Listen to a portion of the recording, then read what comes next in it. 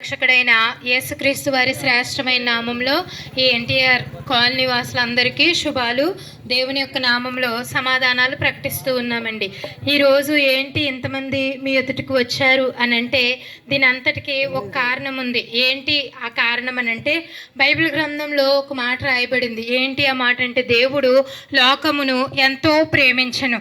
లోకం అంటే ఏంటండి? ఒకసారి ఆలోచన చేస్తే మన కవుల్లో ఒక ఆయన అన్నారు కదా, లోకం అంటే మట్టి కాదు, లోకం అంటే మనుషులు. అంటే దేవుడు మనుషుల్ని ఎంతో ప్రేమించాడు. దేవుడు మనుషుల్ని ప్రేమించడానికి గల కారణం ఏంటి అని ఒకసారి ఆలోచిస్తే, ఎందుకు మనిషి ఏమైనా గొప్పవాడా మనిషిని ప్రేమించడానికి? లోకంలో మనం భావిస్తూ ఉంటాం కదా, అవును మనకంటే ఈ పర్వతం గొప్పది, మనకంటే ఈ నది గొప్పది, మనకంటే ఈ కట్టడం గొప్పది అని మనం భావిస్తూ ఉంటాం కదా, మనం భావించి వాటిని గౌరవిస్తూ ఉంటాం కదా. కానీ దేవుడు మనిషిని ఎందుకు ప్రేమిస్తున్నాడు?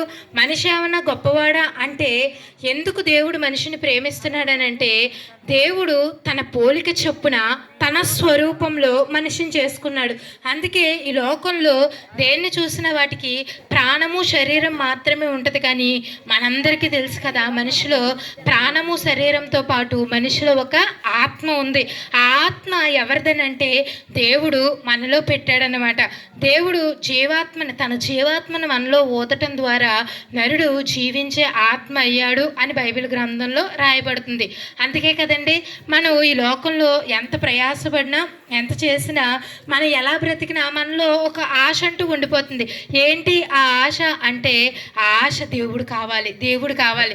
మనకి డబ్బు ఉంది కదా, మనకి ఆస్తిపాస్తులు ఉన్నాయి కదా, మనకి ఏ లోటు లేదు కదా అని అనుకున్నా సరే మనకి ఎప్పుడూ కూడా మనలో ఉన్న ఆత్మ ఏం కోరుకుంటుంటే దేవుడు కావాలి, దేవుడు కావాలి, దేవుడు కావాలి.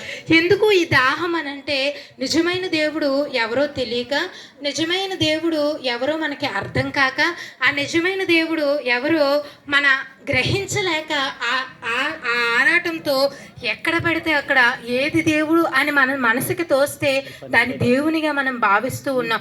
కానీ నిజమైన సృష్టికర్త అయిన దేవుడు ఏం చేస్తుందంటే, మనం దేవునిగా భావించేవేవి మనల్ని ప్రేమించట్లేదు. కానీ మనల్ని సృష్టించి తన పోలిక చొప్పున తన స్వరూపంలో మనల్ని సృష్టించిన ఆ దేవాతి దేవుడు మనల్ని ప్రేమిస్తున్నాడు.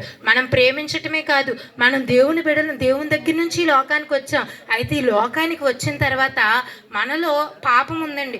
ఇలాగా మనలో పాపం ఉందని రుజువు అవుతుందంటే, మన ఇంట్లో మనకు తెలిసిన చిన్న చిన్న పిల్లలు ఉంటారు. ఆ చిన్న పిల్లలకి ఎవరు మనం చెప్పం, అబద్ధం ఆడండ్రా లేకపోతే దొంగతనం చెయ్యండ్రా అని మనం ఏం చెప్పం. కానీ వాళ్ళలో చిన్న చిన్న విషయాలు వాళ్ళ మాట వినరు ఒక్కొక్కసారి. ఎందుకు ఇలాంటి పరిస్థితులన్నీ వాళ్ళలో కనిపిస్తాయంటే దాన్నే పాప స్వభావము అంటారండి. ఆ పాప స్వభావాన్ని బట్టే మనకు అర్థమవుతుంది మనలో పాపం ఉందని. ఇంకో ఉదాహరణ నేను మీకు చెప్తాను. మనం ఏదైనా పని చేసి ఎవరైనా ఒక్కసారి మనుషుల్ని బతిమాలితే, అమ్మ పుణ్యం ఉంటుందమ్మా నీకు ఈ పని చేసి పెట్టమ్మా, పుణ్యం ఉంటుంది నాకు ఈ పని.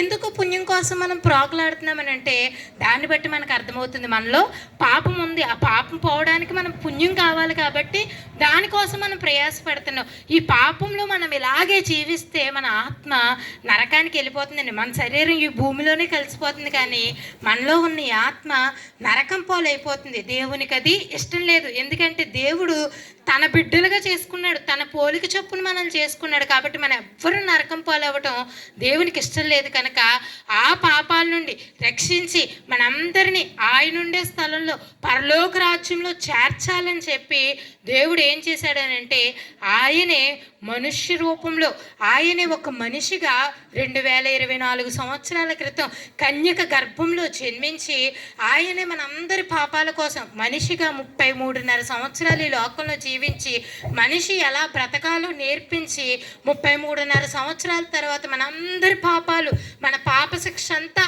ఆయన మీద వేసుకుని తన శరీరంలో ఆఖరి రక్తపు బొట్టు వరకు కూడా సిలువుపై మనందరి పాపాల కోసం ఆయన కార్చి ఆయన మనందరి పాపాలకి పరిహారం అనుగ్రహించాడండి. అవును, ఇప్పుడు ఆ రక్షణ మనం పొందుకోవాలంటే, మనం నరకం పాలవకుండా ఆ పరలోక రాజ్యం చేరాలంటే మనం కూడా ఆయనకులాగా దెబ్బలు తినాలా, మనం కూడా ఆయనకులాగా శ్రమ పడాలా అంటే మనం అదేమి చేయక్కర్లేదు. మనం అలాంటివి చేయలేమని, మనం బలహీనులమని ఆయన మనల్ని గుర్తిరిగి, ఆయన నీతిమంతుడు పరిశుద్ధుడు కనుక ఆయన రక్తం మాత్రమే పాపాలను తీసివేస్తుంది. కాబట్టి దేవుడు మనకు సహాయం చేయడానికి, మనల్ని పరలోక రాజ్యం తీసుకెళ్ళడానికి తన ప్రాణాన్ని పెట్టాడండి.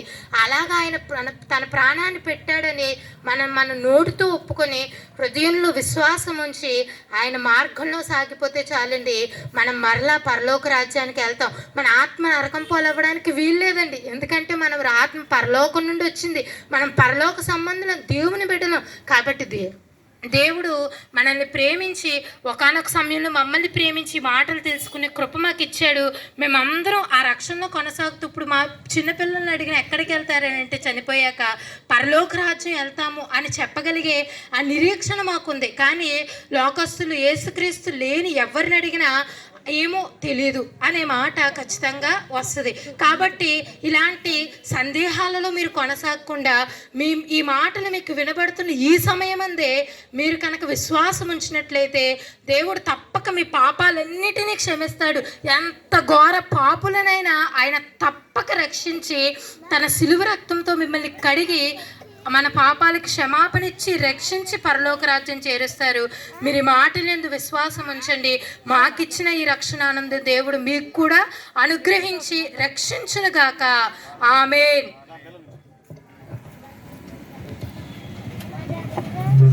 స్తోత్రం నాయన. మహాగణుడా, నమ్మకమైన మంచి దేవా, నీకే వందనాలు స్తోత్రాలు చెల్లించుకుంటూ ఉన్నాం నాయన.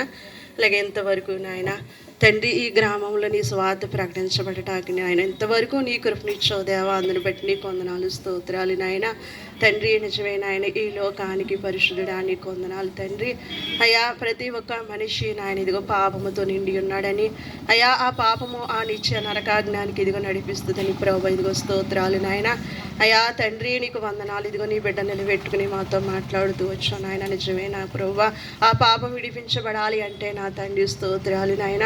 అయా ఎవరైతే నాయన నీ అందు విశ్వసించి నాయన నిన్ను నాయన నీ అందు రక్షణ పొందుతారో నాయన, ఆ ప్రతి పాపము నుండి నాయన ఇదిగో యేసు నామం ప్రతి పాపము నుండి నాయన విడిపిస్తుంది నా తండ్రి. నీకు వందనాలు స్తోత్రాలు నాయన. పరిశుద్ధుడా నాయన లోకానికి నాయన, అయా మానవ రూపుగా నా ప్రభు మనుషుడిగా ప్రభు ఇదిగో స్తోత్రాలు నాయన. శరీరదారుడిగా ఈ లోకానికి వచ్చి నాయన మా కొరకు నాయన నీ రక్తాన్ని చిందించి నాయన నీ ప్రాణం పెట్టవు దేవా, నీకే వందనాలు స్తోత్రాలు నాయన.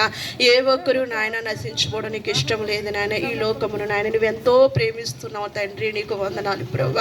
ఏ ఒక్కరు నశించుకోవడం నీకు ఇష్టం లేదు నాయన. అందరూ రక్షించబడాలని ప్రభు నాయన, నీ రాజ్యముని నాయన స్వతంత్రించుకోవాలని కోరుకుంటూ ఉన్నావు దేవా, నీకే వందనాలు స్తోత్రాలు చెల్లించుకుంటూ ఉన్నాం తండ్రి నాయన.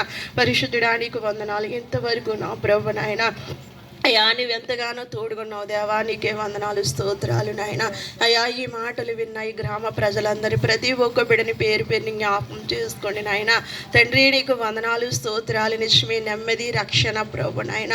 అయ్యా నిత్య జీవం నీ యొద్దే దొరుకుతుందని ప్రభు నిజమేనా. నేనే మార్గము, నేనే సత్యము, నేనే జీవమునైనా తండ్రి.